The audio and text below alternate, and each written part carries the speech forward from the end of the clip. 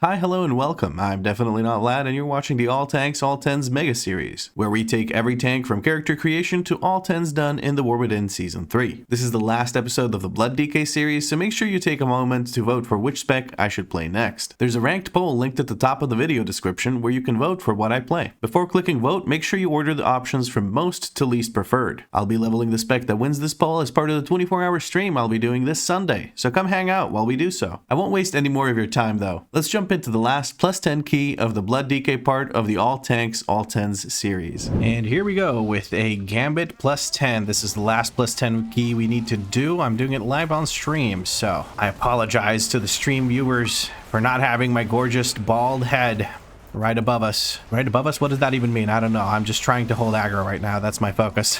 So I may not be making all that much sense. Anyway, we're starting things off like this. I'm going to go ahead and just pull these guys because every time I don't pull them, I somehow don't have percent. We're going to blood boil on top of them. That should take care of things. We're going to grip this guy back in, and the Death and Decay should keep things nice and slow. We're going to drop another Death and Decay right now as things start getting low and start trying to run away to keep them nice and slowed here. Absolutely wonderful first pull. Great bloodlust. And now we just have to hope that we can group up these two groups and that not every DPS starts blasting these guys full throttle, because I've been having a rough day, man. People have been trying to rip aggro off me. The second I start hitting mobs, they just start blasting with as much DPS as they possibly can, and it's honestly starting to get to me. If I was a bear, it wouldn't matter, because you just thrash and you're big chillin'. But if you're playing Blood DK, it feels like Blood Boil just doesn't really do anything, I'm gonna be honest with you. It just feels like a fake button. But luckily, we're doing okay so far. So hopefully that continues and this group doesn't start ripping aggro from me for no apparent reason. Now we might go for a big pull here. Actually, we already got a big enough pull by just doing this. We've got the shore runners, we got this. People are kind of blasting the DPS, but I think one mob being not on me is kind of okay. I'm trying my best to actually get the Fishmancer aggro here, but someone's blasting the bejesus out of it, and it's kind of rough to get aggro off them. I have 2 stacks of Death and Decay. I'm going to drop one right now. Make sure these things are moving nice and slow. I'm going to drop another one right on top of them to keep them slowed again. They seem to be ignoring that for the most part. They also ignore Chains of Ice. I have no more grips left. What I think I need to do is just go into next pull, because I think these guys are going to pull for me either way. I'm going to drop a D&D here. We're going to grab a Fishmancer, trying to blood boil. I won't have much here for this, but I can maybe use the Storm thing. I think that worked out quite well. By storm thing, I mean bone storm. That did some chunk of damage from me consuming bone shards or bone shield charges. Bone shield charges, when they're consumed, do AoE shadow damage. So that is pretty nice. It's a way to do some AoE damage in a pinch. Not great, but it gets the job done. And we just lost Cosette, which is our warlock. They stood in a circle. They didn't quite see it was there. Maybe it's because it was underwater. I'm not 100% sure. Cosette is catching up a little bit. We're going to go ahead and just keep pulling here. Trying to heart strike here as I keep going, so I keep hitting both of them. And I think we're good now. I'm going to immediately try to pull to the left here. And hopefully these guys don't start blowing up and making circles right at the entrance, because Cosette is going to have trouble reaching us. I think Cosette is just gonna cast from the back. Cosette back there, just hitting it from the back. Easy peasy mode. Now I'm trying to point these guys basically so that they're facing the wall when they face me, because these things go in the direction they're facing, or in the direction of the tank. So if the tank can just stay to the edge, like keep them facing towards the edge of the wall, people don't have to worry about where those lines are going. Although I have to admit, these circles have been most unfortunate. They're very annoying to deal with, but at least these guys don't really hurt. I don't feel like I've ever been scared to die as a tank to these mobs. So push come to pull, you could stand in some of these, but I don't think we need to. And holy shit, is the damage of this group really dang good. I'm enjoying that. I'm a Blood DK though, so here it's going to be really fun where I just get to use this and not worry about it, because everyone, literally everyone, including the Warlock, is faster than me. So I just get to go up to the console and chill and not worry about that mechanic at all. It just makes the most sense. I think in coordinated groups, usually people give it to whoever is the slowest, unless obviously there's ads active that need to be murdered, and we don't want to stand in that. I think that stuns, even though I could live it easily, because I don't like being stunned. It's not for me, really. I tried it, couldn't really dig it. We're going to go ahead and use CC to keep these guys from casting the Empowered Defense. I can also grip them. Ideally, you CC them after they finish casting Empowered Defense. Bro, please let me do it. I'm so fucking slow. Okay, whatever. I'll do it as the DK. A healer thinks it's a healer job, which is okay, I guess. I think we finally got it set up. There we go. Not too shabby. I'm gonna keep the boss where he is, and I really wish I could use the console, but the healer decided that it's their job, so I get to not do that. I have to run around. So I'm gonna try and keep one stack of Death's Advance ready for that. Otherwise, it's gonna take even longer for me to get around. I'm gonna grip this guy and grip this guy. Then I can use AoE CC once both of them finish casting. Okay, this one didn't get the finish casting, but holy shit is the DPS pumping. They're just falling over so quickly, it's not even funny. So what I'm trying to do with those mobs is to let them finish their cast of Empowered Defense and then CC them, because it puts the ability on cooldown. If you just CC them while they're casting it, they're just going to start casting it again afterwards. Let's grip one, grip the other. I can't grip, it's on cooldown, but it's whatever. This one walked over voluntarily. I'm going to kick them. They're starting to cast the defense thing. We're going to CC one. This one will die before he recasts, and we big chillin'. Now sanitizing cycle is being activated again. Ha! I'm going to beat the healer this time. Ha ha! Now you have to run around like a little ghost wolf. There you go. Oh no, bro. People need to kill this. They can't do it unless we kill this. Come on. Okay, good job. That was so silly. I didn't realize that people didn't kill the last one. But that's okay. We finished it off real quick, and now we can beat the bejesus out of the boss, and we're donezo. He did get 2 stacks of the affix buff here near the end, because I think the healer was busy trying to drop off the thing instead of dispelling, poison cleansing, healing, whatever, you know? And sometimes it's just a bit rough to get all of that healed up without popping a cooldown, and you don't always want to pop a cooldown. Now, these deck hands, I'm going to be honest with you, they got hands. I gotta worry about them a little bit. It's a bit tough as a BDK, and a 6 that I did before, they kind of scared me. So I'm going to give them some respect here, while also trying to make sure that I use interrupts to keep the group safe from the Tide Sages, because these spammable bolts actually hurt quite a bit. Did I just say that correctly? Spammable bolts. Spammable bolts. Brackish bolt of spam. Whatever. And there you see the damage that we can face from these guys being enraged. Now I could slow them down and try to kite them. That could be a possibility for me. I might actually have to do that, but I think I can just live it. I just man mode this. Let's go. Be a man, get punched in the face. You know how it goes. And the deck hand is dead. We do get the affix right here at the end of this. Hopefully the shaman can dispel that from us for the most part. I'm gonna wait until we're all dispelled and nice and ready to go. I do have a Riptide ticking on me. Maybe that can take care of this. Okay, let's blood boil, and we're gonna do something a little bit risky here, which is we're gonna pull these 2 groups together, because I can grip this Tide Sage, and that'll group him. I'll put a focus on him and look for an interrupt on him as soon as I can. Blood boil these guys as they walk in. And now I gotta focus on living myself while kicking these as often as possible. Because again, the deck hands hurt. We're AoE CCing because there's a bunch of damage coming out from the Tide Sages. I do have a kick coming up soon. I'm going to use Vampiric Blood to keep myself safe, and now we have Dancing Rune Weapon, which should, in theory, keep us safe from these guys by increasing our parry chance by 35%. We'll see if that is the case, or if I'm going to proc Purgatory here. I'm kind of scared. Kind of a little bit, teeny tiny bit scared. I'm going to slow them down and run away, because I feel like that's my best course of action here. So I can get over to these guys and start that pull, and hopefully we can chill a bit. Okay. Whew, goodness gracious. People switched over to these guys immediately. I was hoping they might finish off these guys, the remainder from that pull first. But enough slows and CC went out to not make this an issue. I think I did manage to interrupt the Tide Sage. Now this one's going to cast. I'm going to grip him right near the end of the cast. We do have some kicks available. I think I messed up the Warlock's kick because it went on cooldown right when I did my grip. So my apologies, Warlock, but I can't do anything to take it back. It's too late to apologize. Boom, copyright strike just like that because of my perfect imitation. The YouTube bots won't be able to tell. Definitely not Justin right here. We're waiting for Hooktail to do his little frontal. Then we're going to run through Hooktail and make sure we aim it at all of these guys. I gotta stay as close to Hooktail as possible because first of all, I want to make sure that I drop these circles on the enemies or as close as I can to my friends' circles. The melee DPS is making sure that they stay on top of this. I'm gonna move away again with this because I just genuinely don't want to risk anyone not noticing that it's on them and getting blasted. So my job is literally just stay stacked on the group. This is the best way to do this.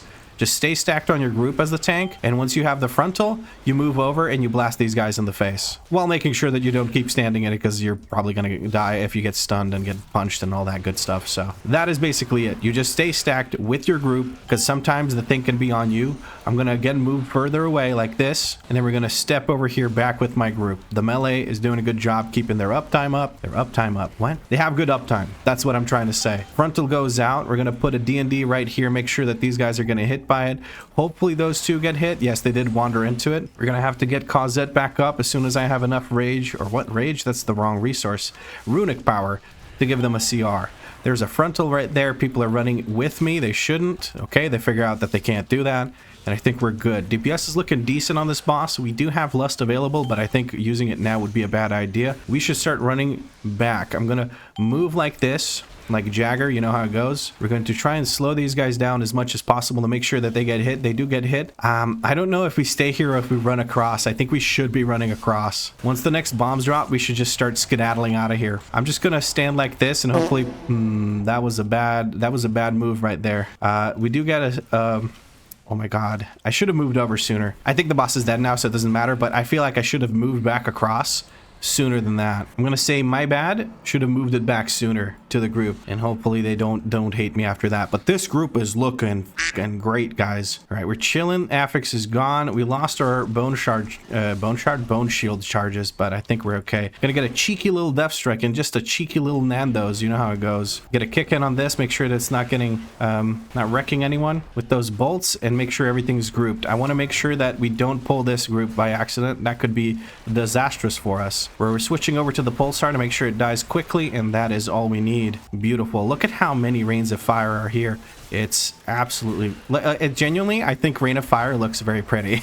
So watching a bunch of rains of fire always looks good to me. All right, Starseer is almost dead. The current state of things with the patrols and whatnot is a little bit sketch. Waiting for patrol. I don't want to pull these two patrols. Then we have to pull the Starseers on their own. I don't want them to overlap the pulsars at the same time, have them in different areas, and then we have issues. What we're going to do is we're going to pull this Starseer. We're going to pull this Starseer. We're going to drop a D&D right here, and we're going to grip in both of these Ritualists, Dancing Rune Weapon, and double Blood Boil. There we go. Easy peasy. People just got to move out of this. I'm going to put focus on one of the Ritualists and look for an interrupt on the Unstable Rift. The Unstable Rift needs to get CC'd or interrupted, preferably interrupted. Hyperlight Bolts will keep going out, but you can live those. You can't really live the other thing. It's a big old AoE that'll wipe your group. Let's get these grouped back up as best we can with Death Grips, and we have another Dancing Rune Weapon ready to go. Again, looking at the Ritualist for the cast. The casts will not be happening. We're going to try and finish off the Starseer before he does the Pulsar. I say that,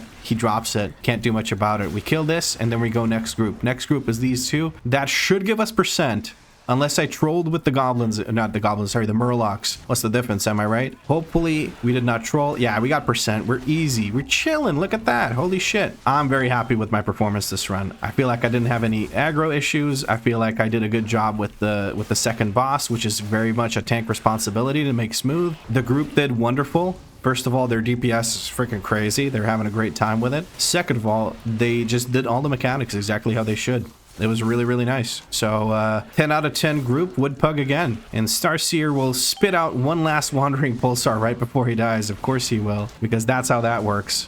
But it's not a big deal. We're going to jump into the last boss right away. We have a Bloodlust available for it. We should be big chillin'. Now, one thing that you can do on this boss is drag it into this corner, and then the adds that it spawns in don't actually go to Narnia. They just stack here right on top of it. I think I have it in a good spot. When it summons them, they should both just be right on top of us. Yes, they are. Look at that. Boom. Instant Blood Boil gets aggro on them. And we can just big chillin', wait for them to pop away, and then we just do one of these. Yeah, there you go. Easy as that. A yoink back from a druid goes a long way here. And also pack leader hunters can drop the stun arrow thing, the binding shot, and it'll yoink them back because pack leader has a great thing going. We're looking to do the... Oh, I didn't realize we weren't really doing that. We need to do one more. Ooh, okay. I think we're going to get a double dot here. I'm going to use an AMS. No, it doesn't look like a double dot. Okay. It was pretty close. I think we kind of neglected it for a little bit, but I think we're chilling now. I used Dancing Rune Weapon here. Sorry, I got a little flustered because that thing spawned in and it just scared the bejesus out of me. So I got a little flustered, but we have to take a look here now and get into position. I'm going to grab this one. Okay, the Demon Hunters are doing Demon Hunter things and padding. I can stand like this. Make sure sure, by the way, make sure this arrow thing goes through the orbs.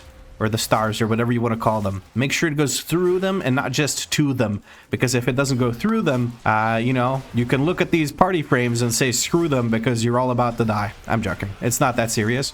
But if you let it happen a bit too much, you might end up actually dying because it does do a good chunk of damage if you let it go twice. Collapsing star is coming down. I'm going to move the boss a little bit here after this explosion. I'm going to ping this just so people know that it needs to be handled. I'm moving to over here, even though it's a bit more dangerous to be closer to the stars, because I want the healer to be able to heal us as he grabs this, or she, sorry, the thing.